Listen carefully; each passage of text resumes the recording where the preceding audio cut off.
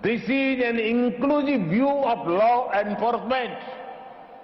Police forces across the world are not just protecting people, but are furthering social welfare.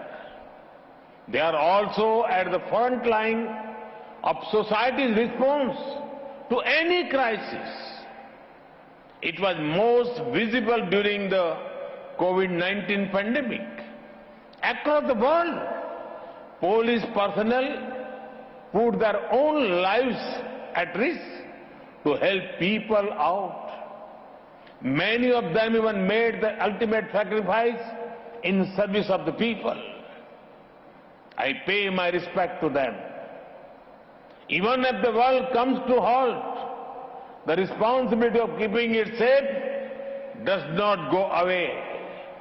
The Interpol remained functional 24/7 even during the pandemic. Friends, India's diversity and scale are hard to imagine for those who have not experienced it.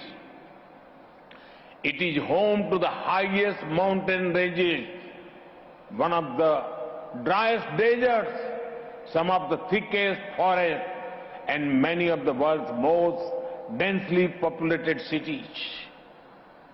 India packs the future of continents in just one country. For example, India's most populous state, Uttar Pradesh, has a population close to that of Brazil. Our capital, Delhi, has more people than the whole of Sweden. Friends, the Indian police at the federal and state levels cooperate to implement more than 900 national and around 10,000 state laws. Add to this the diversity of India's society. People from all the major religions of the world live here.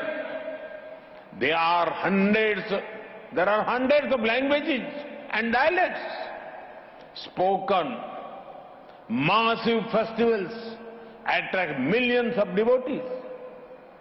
For example, Kumbh Mela, the largest and longest spiritual mass gathering in the world, had 240 million pilgrims. With all this, our police forces work with respecting the diversity and rights of the people promised by the Constitution.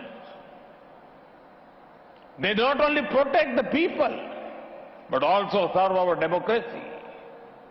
Take the scale of India's free, fair and massive elections. Elections involve arrangements for around 900 million electorals. This is close to the population of North and South American continents taken together. About 2.3 million police personnel are deployed to help with these elections. In upholding diversity and democracy, India is a case study for the world. Friends, over the last 99 years, the Interpol has connected police organizations globally across 195 countries. This is despite differences in legal framework system and languages. In recognition of this, a commemorative stamp and a coin have been released today. Friends, despite all the past successes, today I want to remind the world about a few things. There are many harmful globalized threats that the world faces.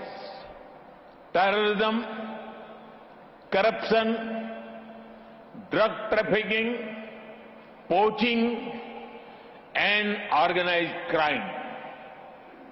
The pace of change of these dangers is faster than earlier. When threats are global, the response cannot be just local. It is time, and it is high time, that the world comes together to defeat these threats.